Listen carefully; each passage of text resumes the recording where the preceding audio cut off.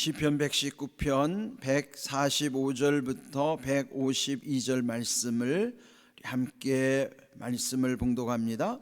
여호와여, 내가 전심으로 부르짖었사오니 내게 응답하소서. 내가 주의 교훈들을 지키리이다. 내가 주께 부르짖었사오니 나를 구원하소서. 내가 주의 증거들을 지키리이다. 내가 날이 밝기 전에 부르짖으며 주의 말씀을 바라싸우며 주의 말씀을 조용히 읊조리려고 내가 새벽에 눈을 떴나이다. 주의 인자하심을 따라 내 소리를 들으소서. 여호와여, 주의 규례들을 따라 나를 살리소서. 악을 따르는 자들이 가까이 왔사오니 그들은 주의 법에서 머니이다. 여호와여, 주께서 가까이 계시오니 주의 모든 계명들은 진리니이다. 내가 전부터 주의 증거들을 알고 있었으므로 주께서 영원히 세우신 것인 줄을 알았나이다. 아멘. 숫자를 보면은 그 숫자의 상징 의미가 있어요. 오늘 시편 119편 119라고 하는 것은 우리 삶 속에서도 보면 119가 우리 삶에서 익숙하잖아요. 어떤 화재가 났다든지 또 긴급한 일이 발생할 때, 또 응급 처치를 해야 될 때는 누구든지 떠오르는 번호가 119예요. 그렇처럼 여기 시편 119편도 참 의미 있는 장입니다. 왜 그럴까요? 우리 성경 전체에서 가장 긴 장이에요. 무려 176절까지도 있어요. 그렇다면은 우리 이제 지난 시간에 묵상했던 118편의 의미를 말씀드렸죠. 118편은 성경이 전체 1189장인데 그 딱 중간을 나누면은 594장 양쪽으로, 그리고 남는 한 장이 그 중심에 있는 장이 여기에 시편 118편이라고 말씀드렸어요. 그렇다면은 그 한 중앙에 있는 118편을 놓고 그 전에 있는 117편은 제일 짧은 장, 딱 두 절로 되어 있어요. 그 다음에 있는 119편은 가장 긴 장, 무려 176절로 되어 있습니다. 그러니까 그걸 한번 머릿속에 좀 새겨보시면 좋겠죠. 118편은 가장 한 정중앙에 있는 장, 그 전에 있는 117편은 가장 짧은 장, 그 다음에 있는 119편은 가장 긴 장. 그럼 여러분이 상식적으로 이렇게 생각하면은 성경을 조금 이해하는 데 도움이 될 겁니다. 어제 주신 말씀은 응답 포인트라는 것이죠. 응답 포인트 중에서 우리 어제 시편 118편 24절, 이날은 여호와께서 정하신 것이라 이날에 우리가 즐거워하고 기뻐하리로다 그랬어요. 그러니까 우리는 매일 살아가는 이 날들, 또 오늘도 이 날이 새롭게 우리에게 주어진 날이에요. 그러면 매일매일 주어진 이 날이라고 하는 일상이 그 날에 이르면은 결국 이 날들이 합쳐져서 그 날이 끝나는 날은 우리의 일생이 되는 것이에요. 이 날은 일상이고 그 날에 이르면은 일생이 이제 끝나는 거예요. 그러면 우리가 일상에서 주시는 이 날의 또 한 포인트는 뭘까? 날마다 주시는 이 날들의 시작은 사실 새벽으로부터 시작되는 거예요. 그러면 이 날이라고 하는 포인트는 사실 새벽입니다. 우리가 날마다 새벽 기도에 나오는 참 이 은혜의 시간이 얼마나 귀한지, 그래서 오늘 제목을 새벽에 응답하소서 그렇게 정했습니다. 오늘 주신 이 말씀에도 보면은 새벽에 관한 말씀이 나오는데, 여기에 특별히 148절을 보면은 주의 말씀을 조용히 읊조리려고 내가 새벽녘에 눈을 떴나이다. 새벽에 눈을 뜨는 이유가, 물론 우리가 잠이 깨서 눈을 뜨지만은 여기서 그가 눈 뜨는 이유와 목적은 말씀을 조용히 읊조리려고 그런 거요. 조용히 읊조린다는 표현을 한 단어로 표현하면 묵상이에요. 묵상하기 위해서 새벽녘에 눈을 뜬다. 우리는 그냥 하루를 시작하기 위해서 누구나 다 눈을 떠야 되지만은 눈을 뜨는 이유가 분명해요. 똑같이 다 눈 뜨지만 눈 뜨는 이유가 새벽녘에 눈을 뜨자마자 말씀 묵상을 위하여 나는 눈을 뜬다 하는 거예요. 우리가 살아가는 거는 어쩔 수 없이 살아가는 사람도 있지만 삶의 목적이 분명하잖아요. 우리 그리스도인들은 하나님이 주시는 은혜의 삶을 통해서 하나님께 영광을 돌리는 것이 우리 인생의 목적이잖아요. 마지못해서 살아가는 인생도 있지만 하나님께서 주신 은혜를 감사함으로 누리고 하나님께 영광을 돌리며 살아가는 인생도 있어요. 그냥 어쩔 수 없이 눈을 뜨면서 살아가는 인생도 있지만은 눈을 뜨는 이유는 하나님의 말씀을 묵상하기 위해서 내가 눈을 뜬다라고 하면은 차원이 다르지 않아요. 그러니까 우리가 모든 사람의 삶이 다 똑같지 않아요.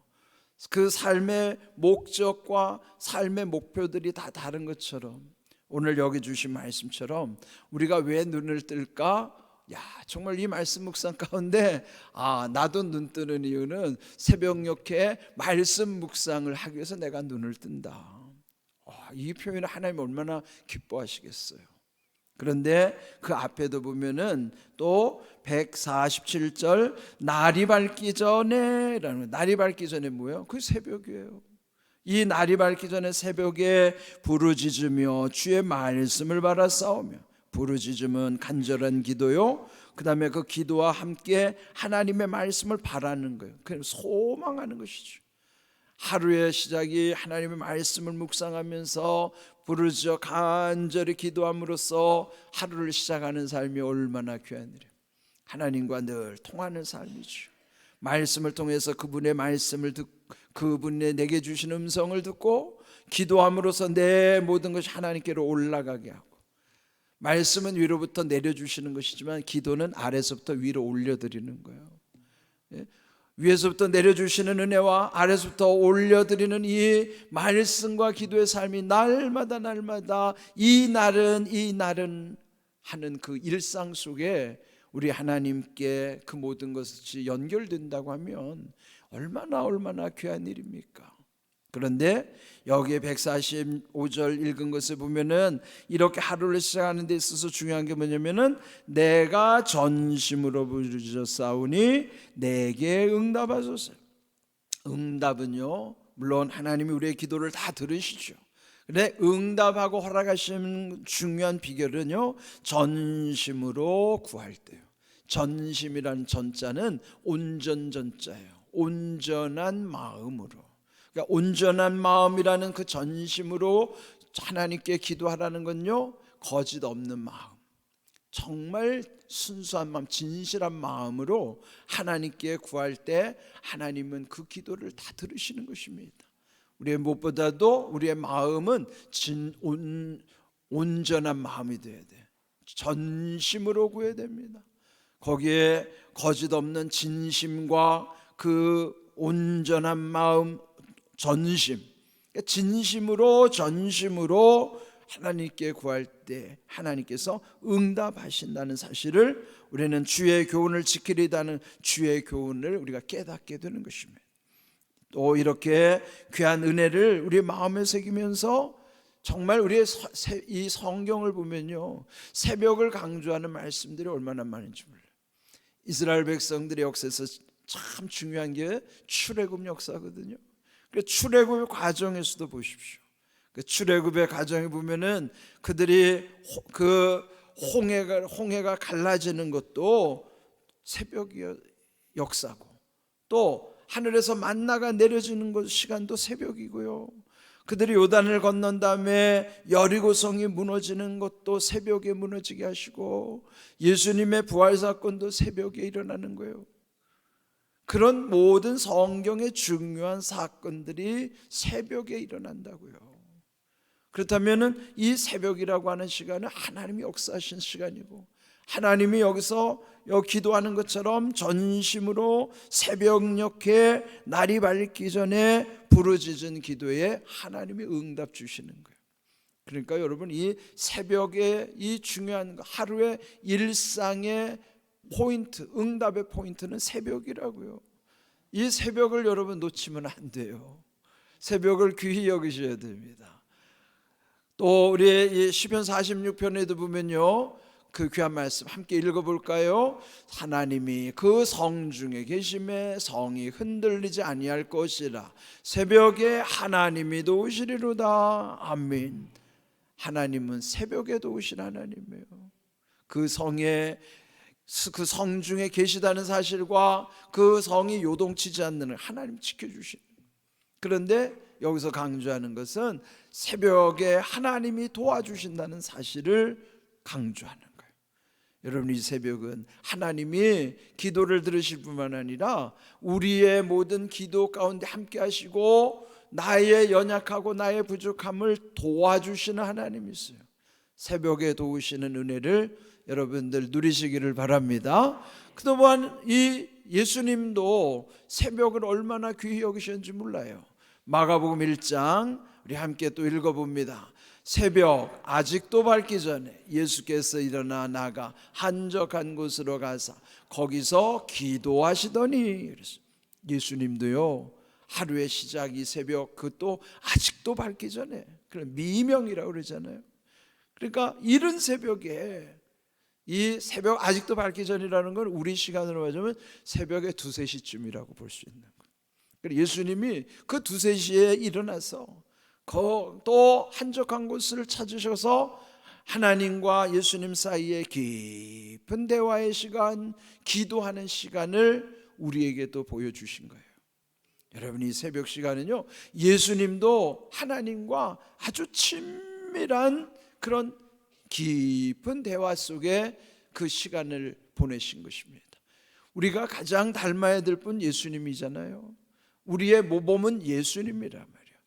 어떤 사람을 모델로 삼는 것도 중요하지만은 그 사람보다도 우리에게 꼭 닮아야 되는 원형은 예수님이에요.